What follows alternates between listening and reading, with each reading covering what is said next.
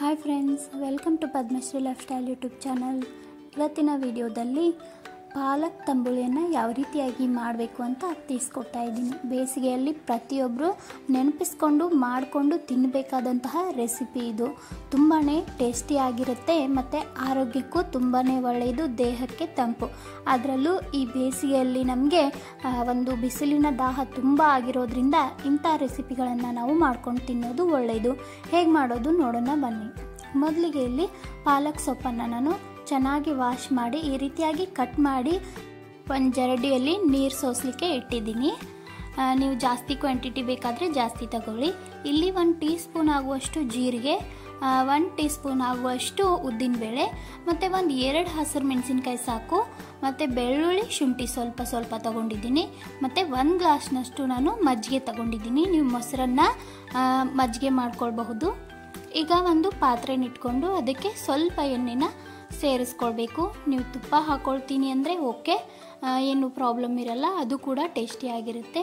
ಈಗ ಎಣ್ಣೆ ಕಾದ್ಮೇಲೆ ಸ್ವಲ್ಪ ಇದಕ್ಕೆ ಉದ್ದಿನಬೇಳೆ ಹಾಕ್ಕೊಳ್ಬೇಕು. ನೀವು ಕಡಲೆಬೇಳೆ ಸೇರಿಸ್ತೀನಿ ಅಂದರೆ ಅದನ್ನು ಕೂಡ ಒಂದು ಅರ್ಧ ಟೀ ಸ್ಪೂನ್ ಸೇರಿಸಬಹುದು, ಆಪ್ಷನಲ್ಲು. ಈ ಉದ್ದಿನಬೇಳೆ ಸಹ ಆಪ್ಷನಲ್ಲು, ಒಂಥರ ಟೇಸ್ಟ್ ಚೆನ್ನಾಗಿರುತ್ತೆ ಅಂತ ನಾನು ಸೇರಿಸ್ಕೊಂಡಿದ್ದೀನಿ. ಈಗ ಇದು ಸ್ವಲ್ಪ ಗೋಲ್ಡನ್ ಕಲರ್ ಆಗಬೇಕು ಉದ್ದಿನಬೇಳೆ ಎಣ್ಣೆ ಕಾದ್ಮೇಲೆ. ಮತ್ತು ಜೀರಿಗೆ ನೀವು ಸಾಸಿವೆ ಈಗ ಹಾಕೋದು ಬೇಡ, ಆಮೇಲೆ ಒಗ್ಗರಣೆಗೆ ಹಾಕಬೇಕು. ಜೀರಿಗೆಯನ್ನು ಸ್ವಲ್ಪ ಇದರಲ್ಲಿ ಸೇರಿಸೋಣ. ಈಗ ಜೀರಿಗೆ ಕೂಡ ಚಟಪಟ ಅಂದಮೇಲೆ ನಾವು ಉಳಿದ ಇಂಗ್ರೀಡಿಯೆಂಟ್ಸನ್ನು ಎಲ್ಲ ಹಾಕ್ಕೊಂಡು ಬಿಡೋಣ. ಮೆಣಸಿನ್ಕಾಯಿ ಮತ್ತು ಹಸಿ ಶುಂಠಿ ಎಲ್ಲವನ್ನು ಇದರಲ್ಲಿ ಸೇರಿಸ್ಕೊಳ್ಳೋಣ. ಬೆಳ್ಳುಳ್ಳಿ ಕೂಡ ಆಪ್ಷನಲ್ಲು. ನೀವು ಒಂದು 2 ಹೆಸರು ಹಾಕ್ಕೊಂಡ್ರು ಸಾಕು, ಇಲ್ಲ ಸ್ಕಿಪ್ ಕೂಡ ಮಾಡಬಹುದು. ಇದಕ್ಕೆ ಜಾಸ್ತಿ ಇಂಗ್ರೀಡಿಯೆಂಟ್ಸ್ ಏನು ಬೇಕಾಗೋದಿಲ್ಲ, ಬಟ್ ಟೇಸ್ಟ್ ಚೆನ್ನಾಗಿರುತ್ತೆ ಅಂತ ನಾನು ಸೇರಿಸ್ಕೊಂಡಿದ್ದೀನಿ.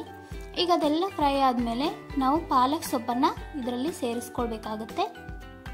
ಸೇರಿಸ್ಕೊಂಡು ಚೆನ್ನಾಗಿ ಮಿಕ್ಸ್ ಮಾಡಿ ಇದನ್ನು ಒಂದು 5 ರಿಂದ 6 ನಿಮಿಷ ಫ್ರೈ ಮಾಡಬೇಕಾಗತ್ತೆ. ನೀವು ಪೂರ್ತಿಯಾಗಿರೋ ಎಲೆ ಪಾಲಕ್ ಸೊಪ್ಪನ್ನು ಕೂಡ ತೊಳೆದು ಇದರಲ್ಲಿ ಸೇರಿಸ್ಕೊಳ್ಬಹುದು, ಬಟ್ ಹುರಿಯೋಕೆ ಚೆನ್ನಾಗಾಗುತ್ತೆ, ಫ್ರೈ ಮಾಡಲಿಕ್ಕೆ ಅನುಕೂಲ ಆಗುತ್ತೆ ಅಂತ ನಾನು ಈ ರೀತಿ ಕಟ್ ಮಾಡಿಟ್ಕೊಂಡಿದ್ದೀನಿ. ತುಂಬ ಚಿಕ್ಕದಾಗಿ ಏನು ಕಟ್ ಮಾಡಿಟ್ಕೊಳ್ಳೋದು ಬೇಡ. ನೀವು ದಪ್ಪ ಆಗಿ ಒಂದು ಎಲೆಯಲ್ಲಿ 3 ಭಾಗ ಮಾಡಿದ್ರೆ ಸಾಕು. ಆ ರೀತಿಯಾಗಿ ಕಟ್ ಮಾಡಿಕೊಂಡು ಇದರಲ್ಲಿ ಸೇರಿಸ್ಕೊಳ್ಬೇಕು. ಈಗ ಇದನ್ನು ಪೂರ್ತಿ ಇದರಲ್ಲಿರೋ ಎಲ್ಲ ಸ್ವಲ್ಪ ನೀರಿನ ಅಂಶ ಎಲ್ಲ ಹೋಗೋವರೆಗೂ ಚೆನ್ನಾಗಿ ಫ್ರೈ ಮಾಡ್ಕೊಳ್ಬೇಕು. ನೋಡಿ, ಕ್ವಾಂಟಿಟಿ ಎಲ್ಲ ಎಷ್ಟು ಕಡಿಮೆ ಆಯಿತು. ಈಗ ಈ ರೀತಿಯಾಗಿ ಇದನ್ನು ಫ್ರೈ ಮಾಡಿಕೊಂಡು ಪೂರ್ತಿ ಎಲ್ಲ ಇದು ಸ್ವಲ್ಪ ಆರಲಿಕ್ಕೆ ಬಿಟ್ಬಿಡಬೇಕು. ಅಂದರೆ ಕೋಲ್ಡ್ ನಾರ್ಮಲ್ ಟೆಂಪ್ರೇಚರ್ ಆಗಲಿಕ್ಕೆ ಬಿಡಬೇಕು. ಬಿಸಿ ಇರೋವಾಗಲೇ ಇದನ್ನು ಮಿಕ್ಸಿ ಮಾಡಬಾರ್ದು, ಅದಕ್ಕೋಸ್ಕರ. ಈಗ ಇದನ್ನು ಫ್ರೈ ಆಗಿದೆ. ಈಗ ಆಲ್ಮೋಸ್ಟ್ ಎಲ್ಲ 90% ಇದು ಬೆಂದಿದೆ.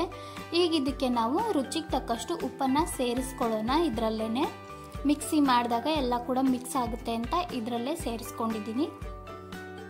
ಒಂದ್ಸಲ ಮಿಕ್ಸ್ ಮಾಡ್ಕೊಳ್ಳಿ. ಅರಿಶಿನ ಪುಡಿ ಬೇಕು ಅಂದರೆ ಅದನ್ನು ಕೂಡ ನೀವು ಸೇರಿಸ್ಕೊಳ್ಬಹುದು.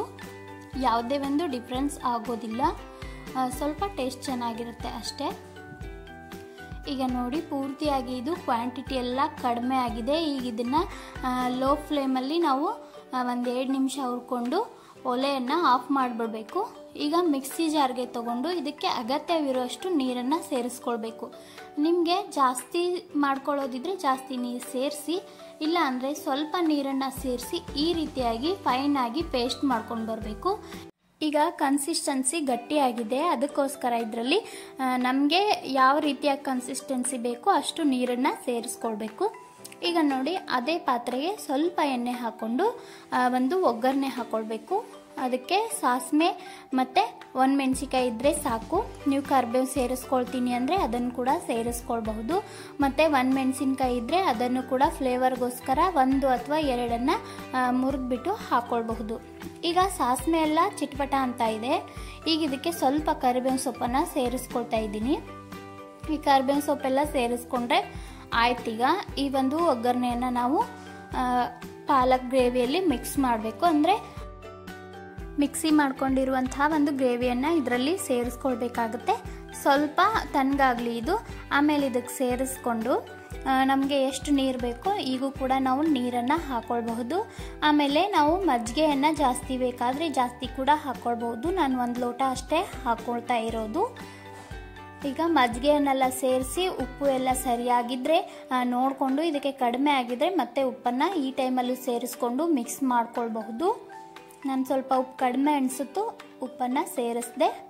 ಸ್ನೇಹಿತರೆ, ಪ್ರತಿಯೊಬ್ಬರು ಈ ಒಂದು ರೆಸಿಪಿನ ಟ್ರೈ ಮಾಡಿ, ತುಂಬಾ ಟೇಸ್ಟಿಯಾಗಿರುತ್ತೆ. ವಿಡಿಯೋ ಇಷ್ಟ ಆಗಿದ್ದರೆ ಲೈಕ್ ಮಾಡಿ. ಇನ್ನೂ ಯಾರು ಚಾನಲ್ಗೆ ಸಬ್ಸ್ಕ್ರೈಬ್ ಆಗಿಲ್ವೋ ದಯವಿಟ್ಟು ಸಬ್ಸ್ಕ್ರೈಬ್ ಮಾಡಿಕೊಂಡು ಪಕ್ಕದಲ್ಲಿರೋ ಬೆಲ್ ಐಕನನ್ನು ಕ್ಲಿಕ್ ಮಾಡಿದ್ರೆ ನಮ್ಮ ಎಲ್ಲ ವಿಡಿಯೋದ ನೋಟಿಫಿಕೇಷನ್ಗಳು ನಿಮಗೆ ಸಿಗುತ್ತೆ. ಮತ್ತೆ ಒಳ್ಳೆಯ ವಿಡಿಯೋ ಮೂಲಕ ಬರ್ತೀನಿ. ಹೋಗಿ ಬರ್ತೀನಿ. ಬಾಯ್.